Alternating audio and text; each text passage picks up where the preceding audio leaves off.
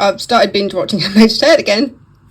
This woman terrifies me, but I'm just starting to wonder, based on this scene, if you know, you know, is this the start of a bit of a redemption for Aunt Lydia? Does this lead way into what happens in the second book? Possibly?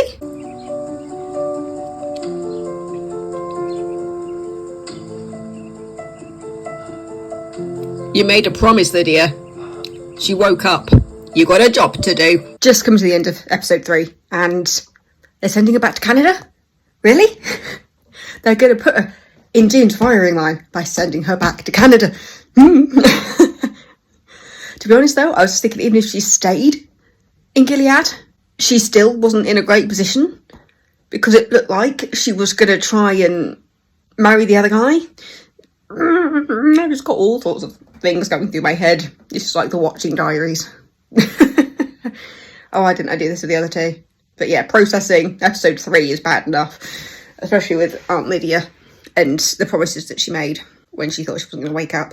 Oh my god, so much to process. So much to process. Okay, end of episode 3.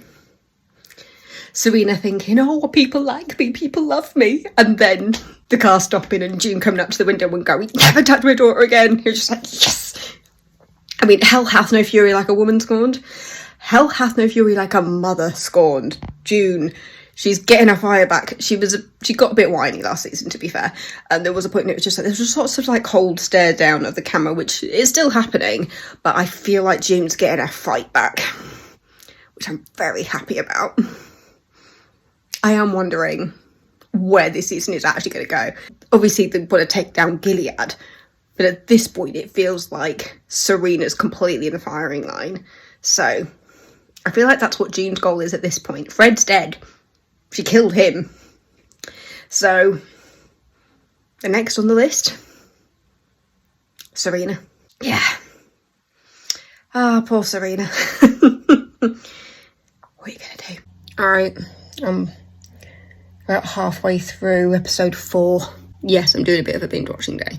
Yeah, I understand why June's scared with Serena being in Canada. And she's scared that Serena is going to preach the word about what she believes to be the successes of Gilead are to Canada and to the people that seem to support Gilead from outside of Gilead. To those people, I just say, just move to Gilead.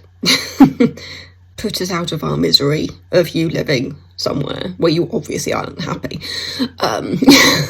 But God, this girl needs help.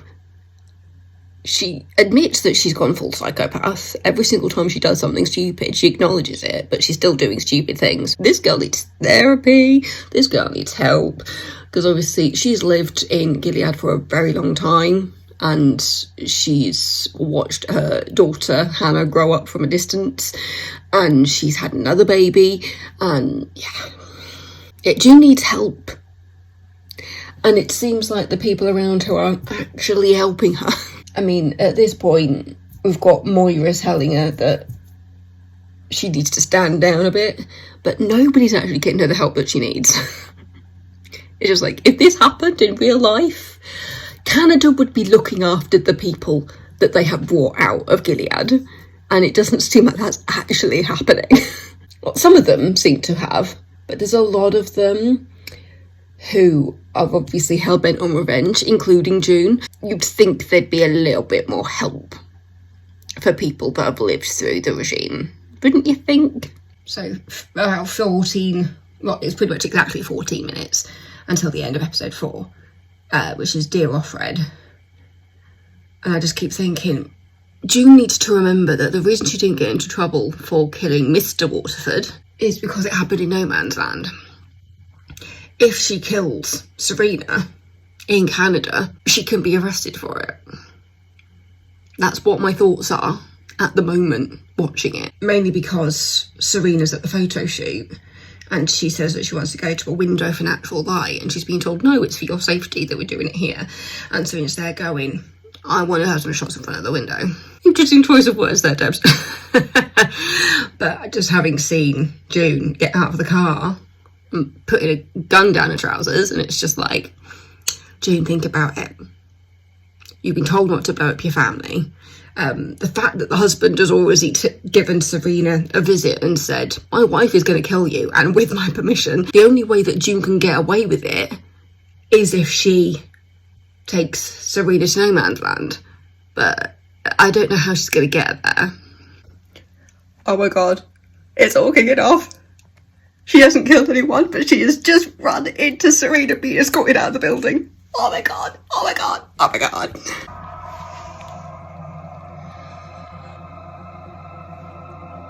She's got a hand on the gun.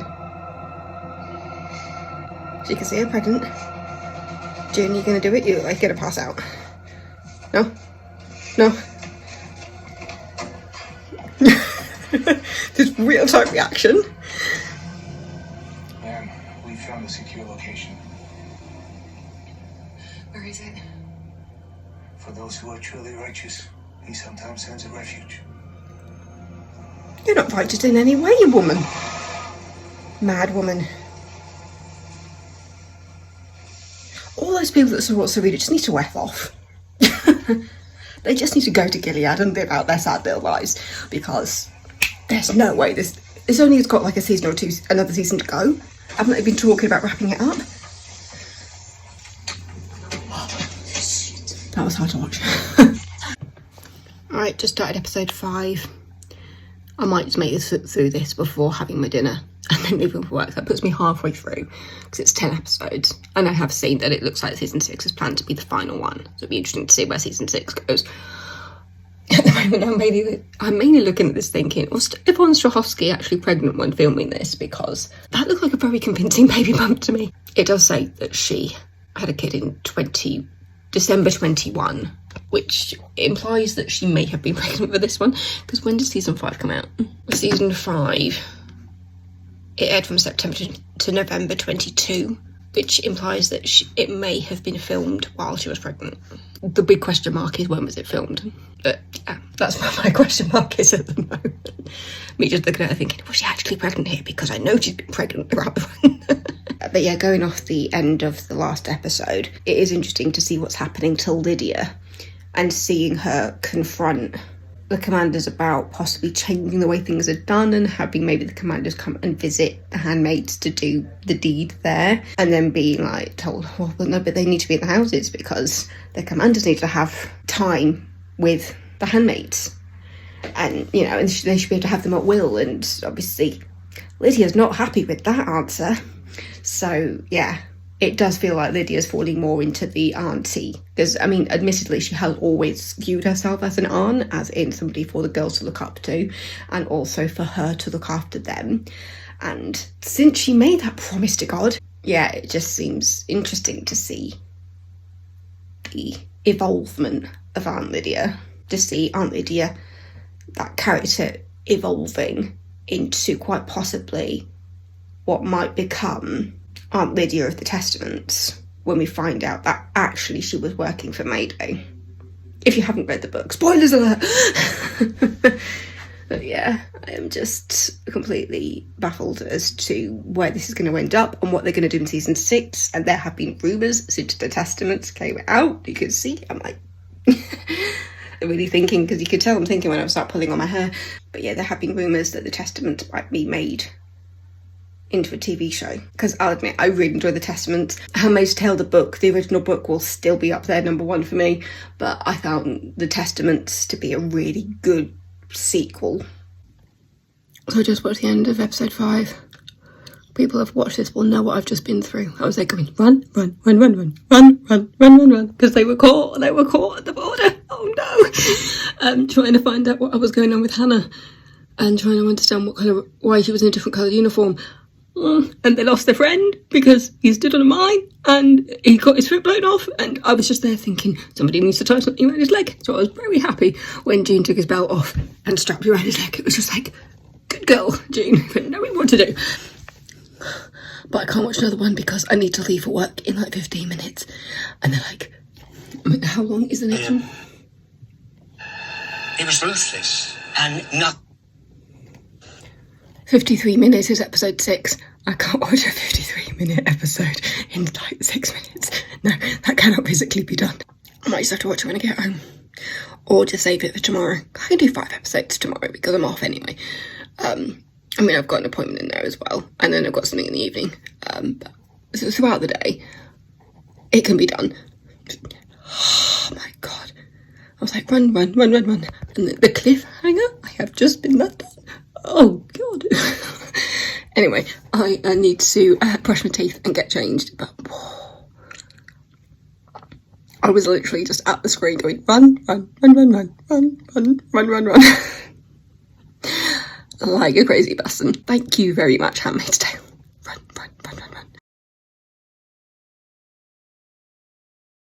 I'm just like in the middle of doing my makeup, so I look like I've got foundation on my lips. But I'm 10 minutes into episode 6. She's pregnant. Esther's pregnant. Well, that explains why she tried to kill her. If that's what happened in the room with the chocolate. Just the whole Janine storyline. It's one thing after another for that girl. You just want to hug her.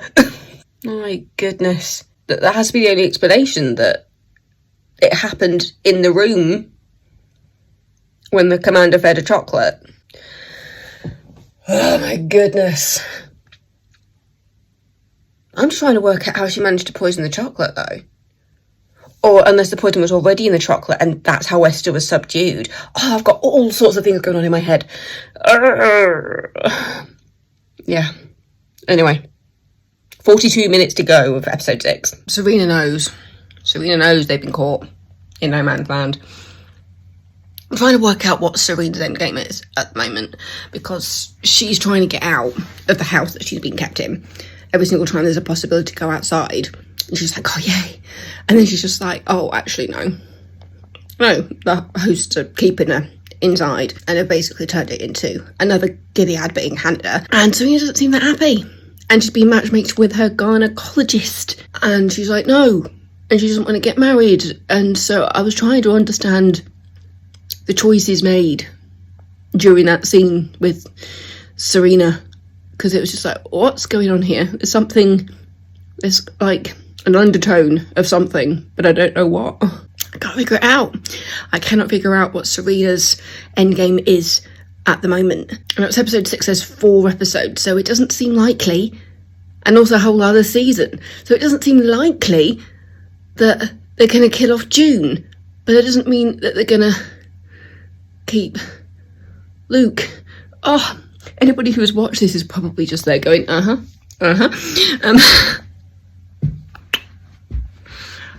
can't figure it out. They just arrested and shot Warren for raping Esther. I did not see that one coming. They stood up to him. This changes everything. Because Warren thought that because she'd been assigned to him, he could just do what he wanted. But Lawrence was there going, but she wasn't actually technically assigned to you at that point. Yes. They're putting him on the wall. Take a long look, girls. In Gilead, there are consequences for disobeying. It just reminds me of it. Was it season 1 where all the handmaids killed that guy? You are holy vessels, and by his word, you will be protected. Oh, Lydia's going full on mode now, isn't she? And in return, you shall be honored.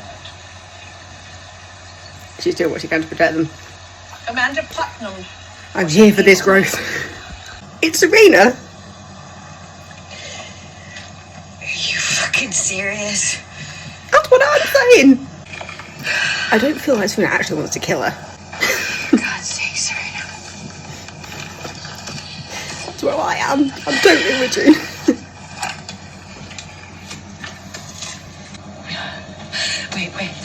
Wait.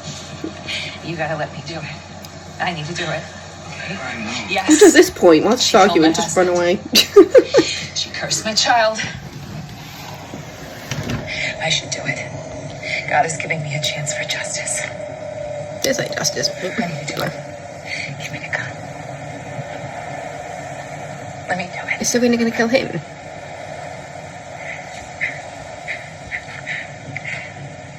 where she's just like a dog on the floor. Serena.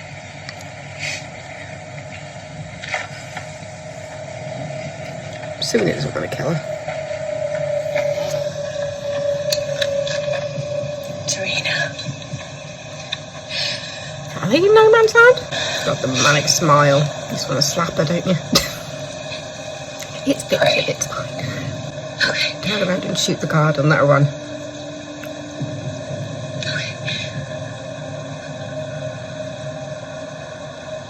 I pray for our children. I pray that my daughters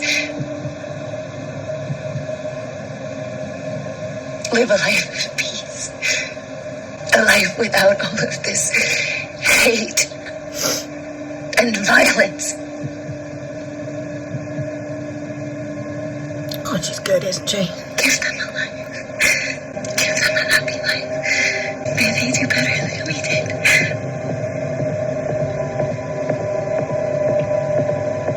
Amen.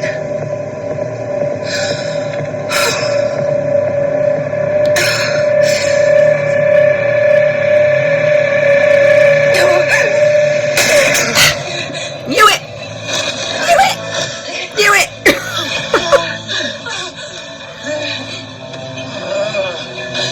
Was he wearing a gunproof thing? Was he wearing a bulletproof vest? It's just, to be fair, they still get injured. Is Serena in labour? Serena, what the fuck are you doing? Serena's in labour, isn't she? Went over him for a second there. Or he's still moving around.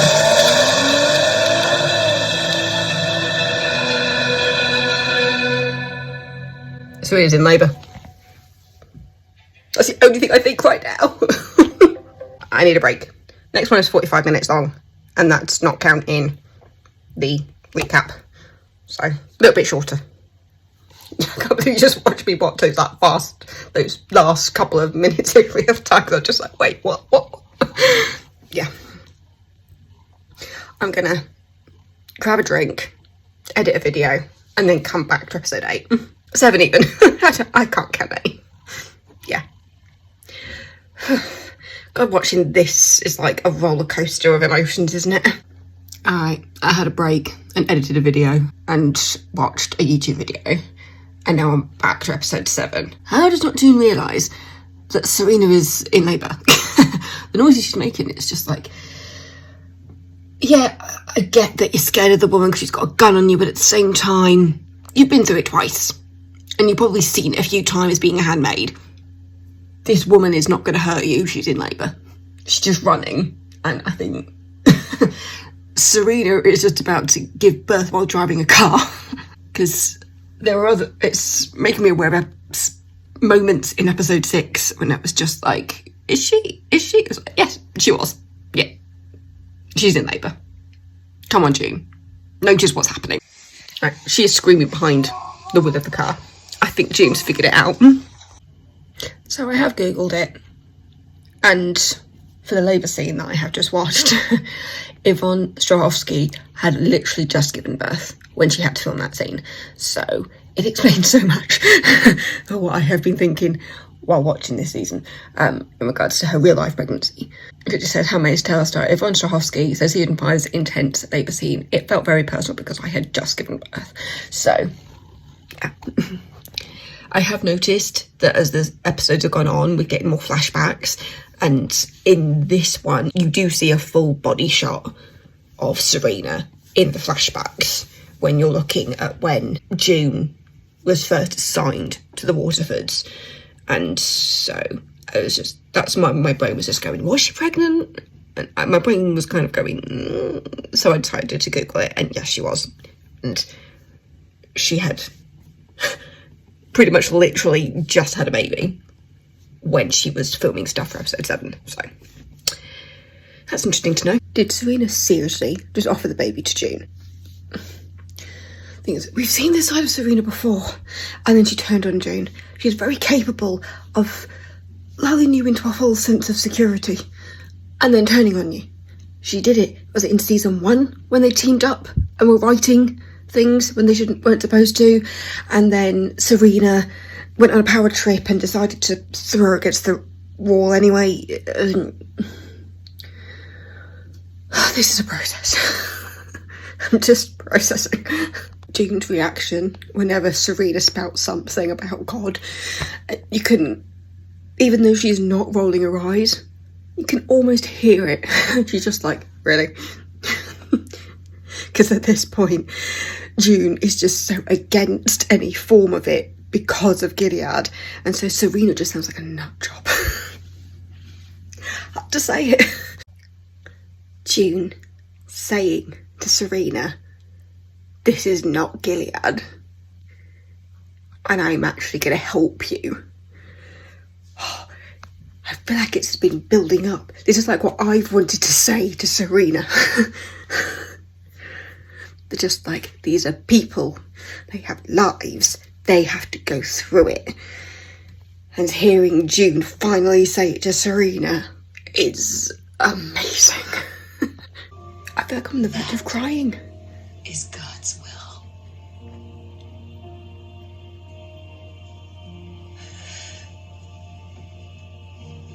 Serena almost looks like a child, taking it all in. Those two working together is just incredible. So I've got about 5 minutes left of the episode, and Serena just thanked June just for everything, and it's just made me think about the fact that in another life these two characters could have been friends. They are two very strong-willed people. They may have slightly different values in regards to like religion and stuff, because I mean, just hearing Serena's reaction to it, it's just like, oh, I guess they don't allow the body to heal naturally if they give me antibiotics, and it's just like, there's magical intervention for a reason.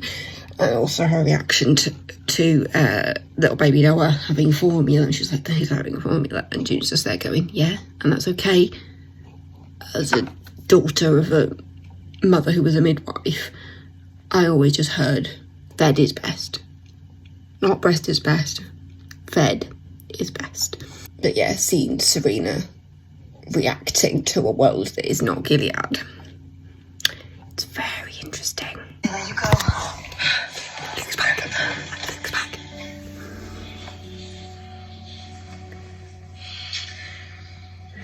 Oh, I'm so happy to see your face. Are we going to get an episode of how we got out?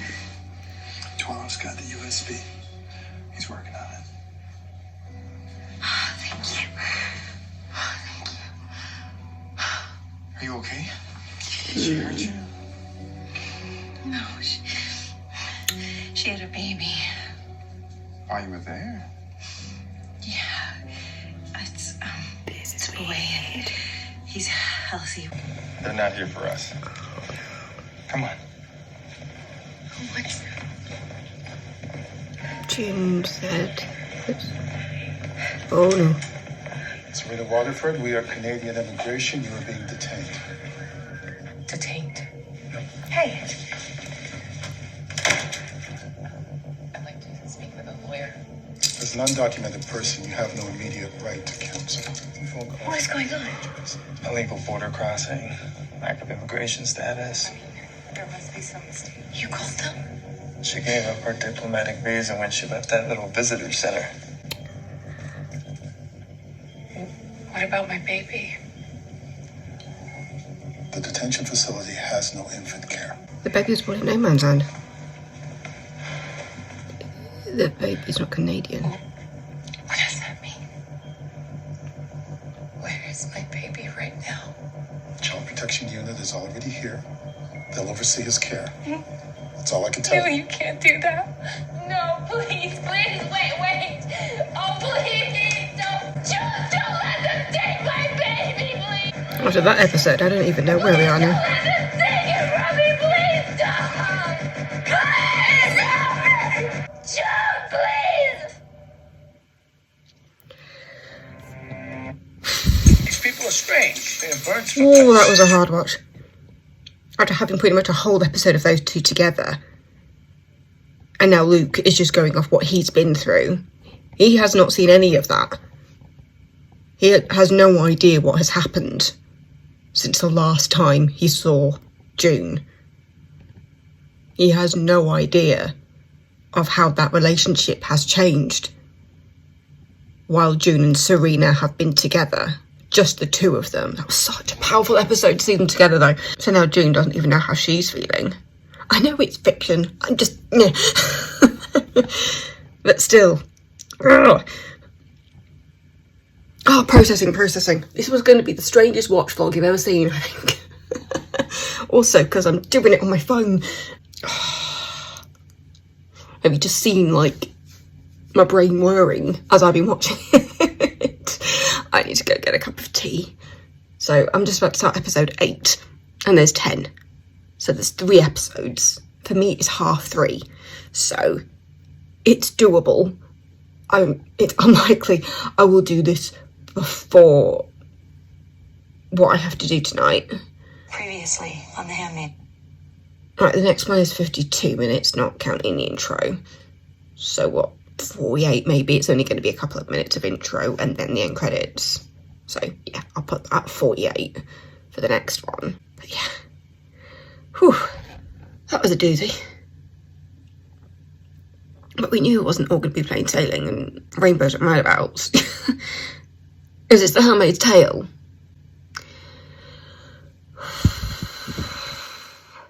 Yeah, tea and a biscuit, methinks.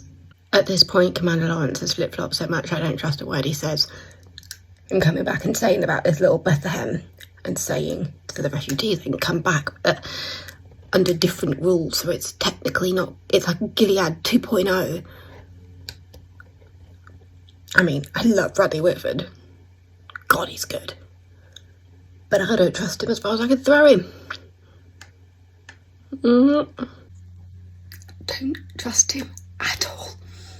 Just taking my headphones off now for a bit. I don't trust him.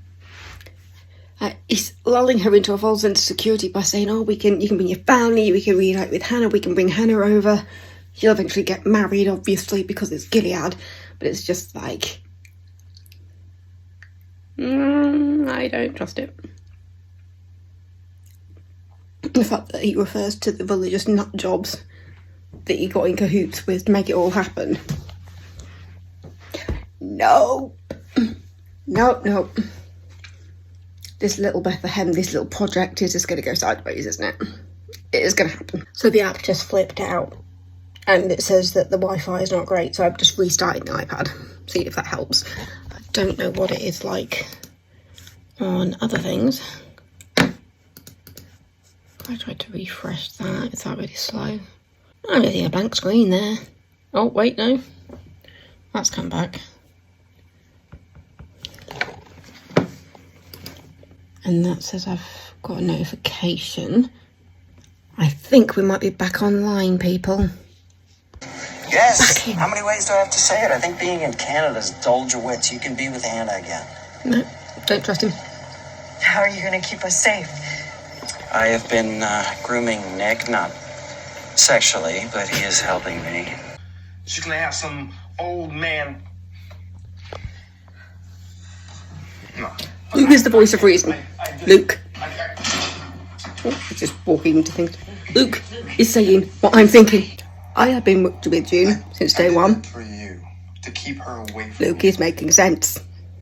And she's thinking about going back to Gilead. I think she needs some help. Yeah, that scene between Commander Lawrence and Serena when he's just like, oh, you can go back to the Wheelers, they have a room for you, and, you know, they just want you there to feed the child because it won't stop crying. And she's just like, they want to kidnap him, they want to kidnap Noah. And his reactions are like, do you have an iron deficiency? It's just like, he's just as clueless as the rest of them. I've got 31 minutes left of this episode and it's 4 o'clock. It's very hard hitting. Essentially watching this in 2 days.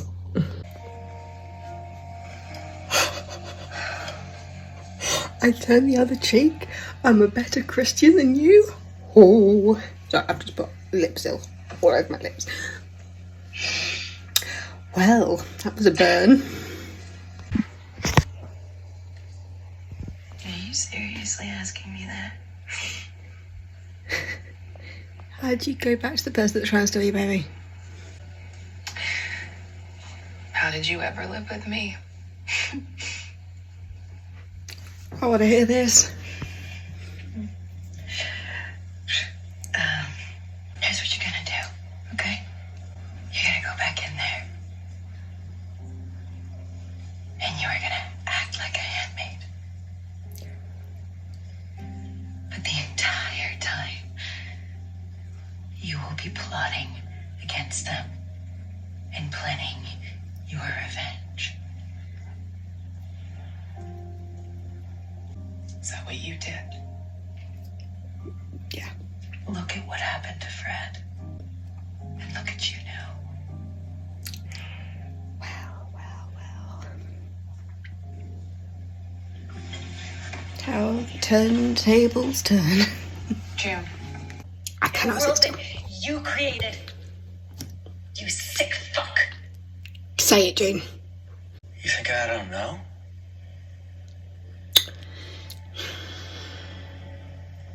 You think I don't know the misery that I've caused? Of course he knows. I was trying to save humanity. It's either that or There was a reason he never had any children. kill myself. There was a reason it was just him and his wife. There was a reason for that. Oh God, is he a double agent if I ever saw one? Alright. The Testaments, the second book, basically goes into Gilead's self-imploding. As in, it happens from inside the house. So, if this is going to try and coincide with what Margaret Atwood did with the second book, it makes sense for them to go back. You know, I have this feeling that This is what's going to tear them you're apart. gonna go and you're never gonna come back. By the Testament, Nicole never makes it to Gilead.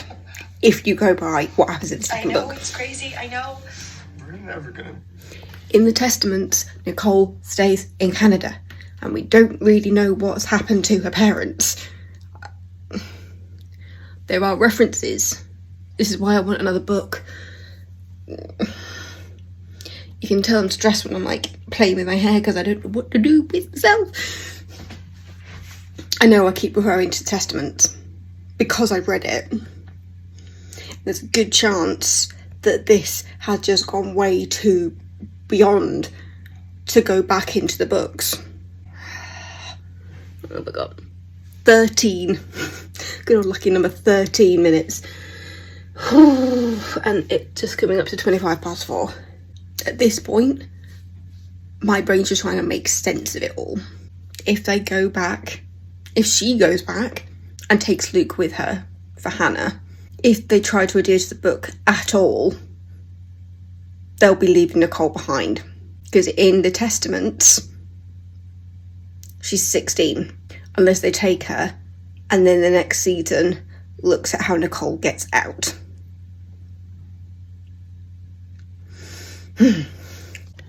I did have a conversation with a friend from work last night over Instagram about Handmaid's Tale, where she was saying how she wanted June and Nick to be together, and I was just there going, not so sure, get back to me, or I'll get back to you once I finish the season. And now I understand kind of where she's coming from there, because at this point in episode 8, it is very clear that June and her husband are on different playing fields at this point. Because we've known since day one that everything June does is for her daughter, Hannah. And that is it. It's all about Hannah. And that is why June is considering going to New Bethlehem. Is it me, or is every single time anybody says praise be, they're really in their mind thinking, fuck you? Because that's definitely what Serena was thinking when she said it to the people who were trying to kidnap her child, to the Wheelers. Oh, she can hear a baby. You can hear her. I'm sorry. May I? Serena has turned into a handmaid. Does anybody else watching this, when Serena goes to feed Noah, get flashbacks to when she tried to feed Nicole? Because I just had that full-on moment. It was just like unlocked memory of how disturbing that moment was when she tried to breastfeed Nicole, even though she wasn't actually pregnant herself and could not feed the child, and then the baby just started screaming. Because it was just like, why have you given me your breast when there's nothing coming out of it? Yeah, I just had that moment of just remembering that and thinking, yeah, this seems too good to be true. I don't trust any good news on this show, basically. I don't trust any good news. My gut is telling me it's gonna go wrong, because it always goes wrong in Gilead. Starting episode 9. We're getting there, people. I am wondering if Aunt Lydia's going to pop up again soon, because I feel like we haven't seen her in a while, and I want to know what's going on. You want to slap Mrs. Wheeler, don't you? Referring to her as her child. It's just like, yeah, you're in Canada, love. You're not in Gilead. I'll pump the next time. I think Serena's going to conveniently forget. We have Aunt Lydia back. Yay! What's going to happen to Mrs. Putnam? So she's just come in to meet with Commander Lawrence. So, yeah. Because she doesn't have a husband anymore. Is she going to be moved to New Bethlehem so that she can live? Or does she want to be married off again? All the theories. That was the worst marriage proposal. My goodness. Commander Lawrence really is the source of all the comedy at this point in this show.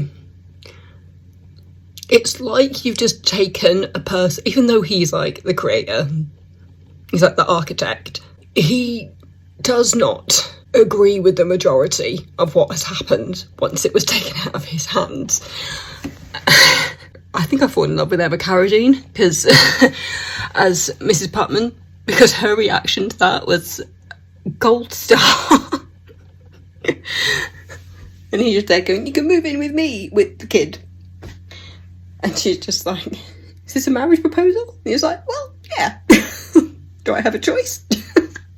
I will say, the casting for Hannah is absolutely perfect because she really does look like a combination of the actors playing Luke and June. She looks like she could be actually their child. I always tip my hat off to casting directors when they just get it that spot on. The planes are down. No survivors. I knew this wasn't going to be smooth sailing. I knew that she was too happy. Handmaids Tale. I knew it would go wrong. Knew it. Oh, he's good, isn't he? But Eleanor would still want me to help you with Hannah. So, come back. It all has to be on his terms. It all has to be on his terms. That's why they took the planes down. They're just like, we're not going to let you take her out. We are using this as leverage to get you to come back. It's all leverage. Does Mr. Wheeler realise that if they were in Gilead, she would have absolutely no rights? Just like Serena didn't. I'm glad that Serena got permission to go and take the child. Mrs. Wheeler needs to get a fucking grip.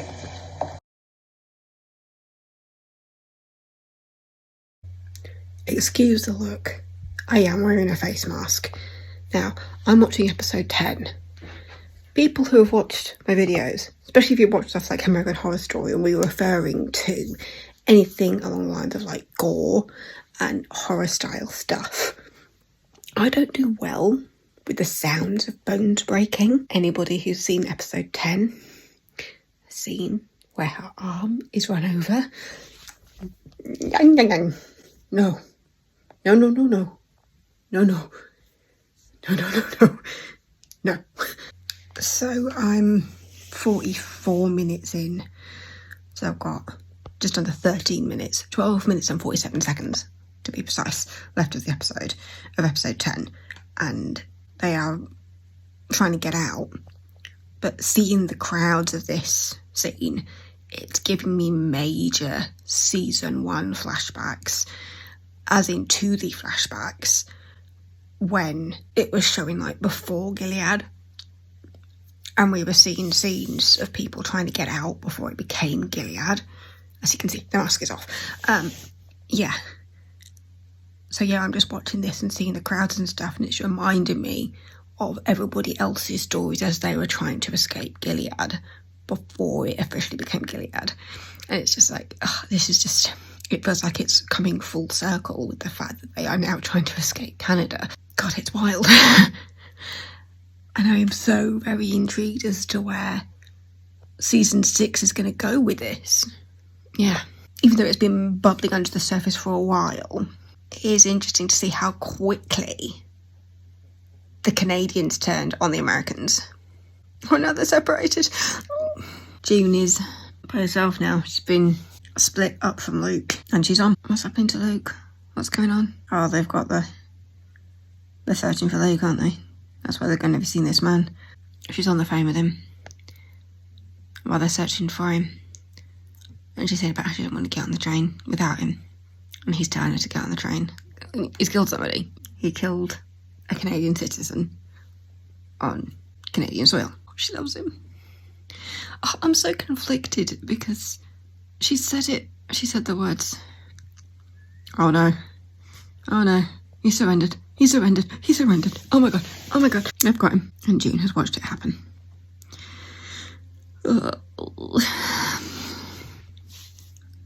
I've got 8.5 minutes left. Alright, Rose has just confronted Nick. And it sounds like she's just known all along that his heart was somewhere else. And has just left him. Just left him. Alright, she's on the train. She's got the baby. She's just leaving the buggy in the middle of the aisle, because that helps on a train. After Hawaii. Oh, another baby on the train.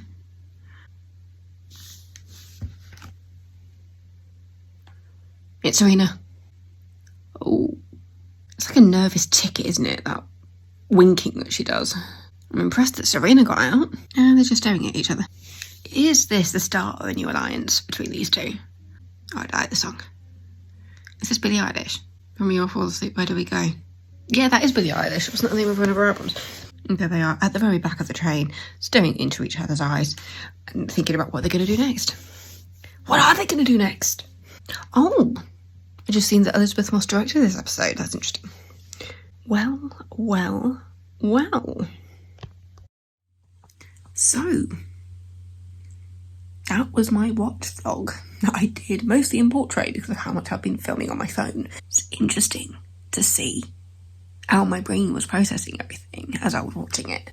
I honestly don't know where they're going to take it next. This puts both Serena and June at a fresh start in Hawaii. But then we've also got kind of the birth of New Jerusalem happening, which is the new, most off-brand Gilead. It is interesting how that episode really seemed to mirror the original attempt to escape Gilead before Gilead officially took over. But obviously in that case they were too late. In this case, it was that June did manage to get on the train, but it was too late for Luke because they were already searching for him. If they'd gone pretty much straight away, they might have made it out together.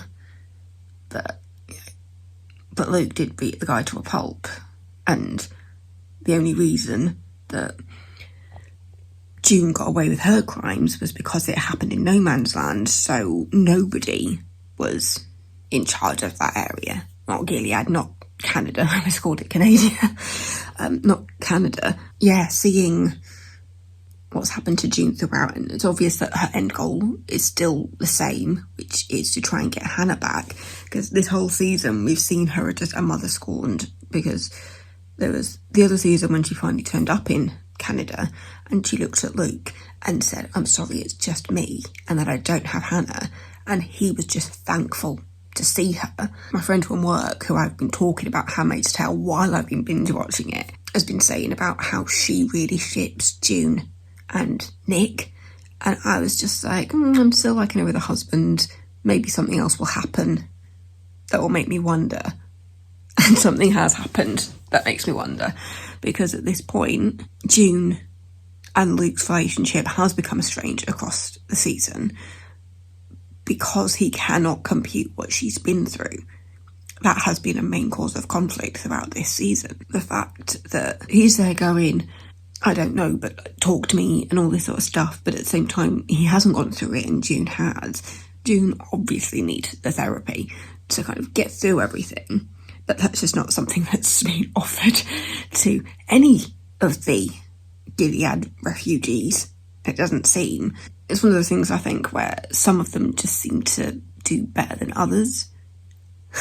But obviously, June has been through it. It's been interesting to see Serena, kind of the flip-flop there, with her essentially becoming a handmaid for a Canadian family who wish they were in Gilead, even though I don't think that Mrs.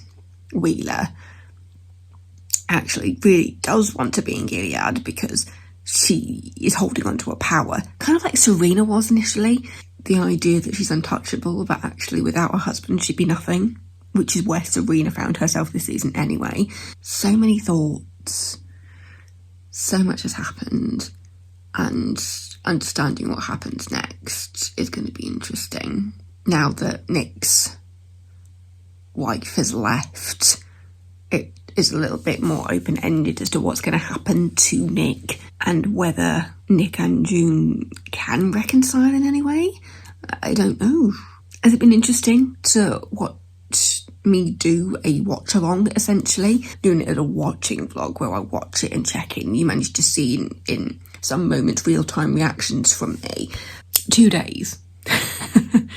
Essentially, I did this in 2 days. I did the first episode in an evening, and then I've done the majority of it across 48 hours, which, yeah. Yeah, so thanks for watching. If you like this style of me doing my TV series Sundays, if you like the style of me watching it and checking in with you as I watch it, let me know if this is something I could do again with something else. But yeah, subscribe if you like. And yeah, I'll see you on Wednesday. You're staring at my very sore knuckle. I managed to trap my finger between a laundry cage and a door at work. So I've been finding very creative ways of not using this finger in my massages at work. Yeah, I keep seeing the advert for Saltburn because I've watched this on Amazon Prime, on Prime Video, and I've heard so much about that film from people at work, to the point where I feel like I know every single detail of it without permission. I've heard things that I wish I didn't know about.